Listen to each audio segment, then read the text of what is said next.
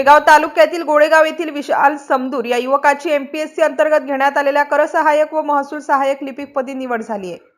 त्यानिमित्ताने शेगाव येथे त्याचे पुष्पहार देऊन जल्लोषात स्वागत करण्यात आले। अतिशय गरीब परिस्थितीत जिल्हा परिषद शाळेत शिक्षण घेऊन विशाल समदूर यांनी महाराष्ट्र लोकसेवा आयोगाच्या माध्यमातून झालेल्या परीक्षा चांगल्या गुणांनी उत्तीर्ण करून त्याची कर सहाय्यक, टॅक्स असिस्टंट व महसूल सहाय्यक एमपीएससी क्लार्क या 2 पोस्टवर निवड झाल्याने शेगाव शहरासह त्याचे मूळ गाव गोळेगाव बुद्रुक येथे त्याचे जल्लोषात स्वागत करण्यात आले। विशाल एसटी बसने घरी येत असताना त्याच्या स्वागतासाठी भोनगाव फाटा येथे गावकऱ्यांनी तोबा गर्दी केली होती। यावेळी विशाल बसमधून उतरता क्षणी त्याच्यावर जेसीबीच्या सहाय्याने फुलांचा व गुलालाचा वर्षाव करण्यात आला।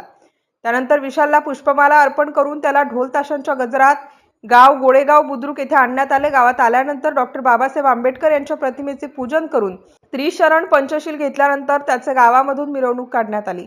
यावेळी सर्व ग्रामस्थांनी विशालचे कौतुक करून त्यांचे स्वागत केले। एमसीएन न्यूज मराठी करिता रवी शेगोकार, शेगाव। जय भीम, नमो बुद्धाय। मी विशाल अरुण समदूर, राहणार गोळेगाव बुद्रुक, तालुका शेगाव, जिल्हा बुलढाणा येथील रहिवासी आहे। माझी एमपीएससी द्वारे घेण्यात येणाऱ्या कर सहाय्यक आणि महसूल सहाय्यक या 2 पदावर निवड झालेली आहे। साधारणतः ही परीक्षा पास करण्यासाठी तुम्हाला किती कालावधी लागला?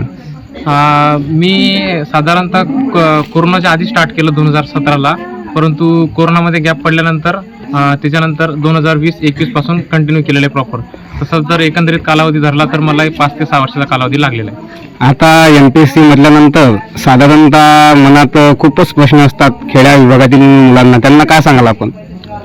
खेड्या विभागातील मुलांना मोस्ट ऑफ द अडचण म्हणजे ही असते पैशांची। त्यांची पैशांची चणचण जोपर्यंत दूर होत नाही तोपर्यंत ते काही प्रॉपर पद्धतीने अभ्यास करू शकत नाही।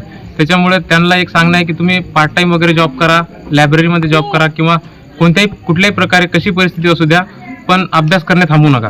कितीही वेळ लागला तरी चालेल, तुम्ही जर अभ्यासात सातत्य आणि निरंतरता ठेवली तर एक ना एक दिवस तुम्ही जरूर यशस्वी व्हाल।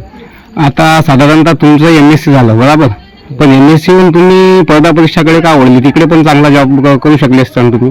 माझा 2017ला एमएससी जिओलॉजी झालेला आहे, परंतु त्याच्यामध्ये पुरेपूर प्रकारे स्कोप नसल्यामुळे आणि कंटिन्यूमध्ये जागा अवेलेबल नसल्यामुळे मला स्पर्धा परीक्षेकडे वळावं लागलं। स्पर्धा परीक्षा करत असताना तुम्ही डोळ्यासमोर म्हणजे प्रेरणादायक कोणाला ठेवलं किंवा प्रेरणा कुठून मिळाली तुम्हाला? माझे एकमेव प्रेरणास्थान डॉक्टर बाबासाहेब आंबेडकर।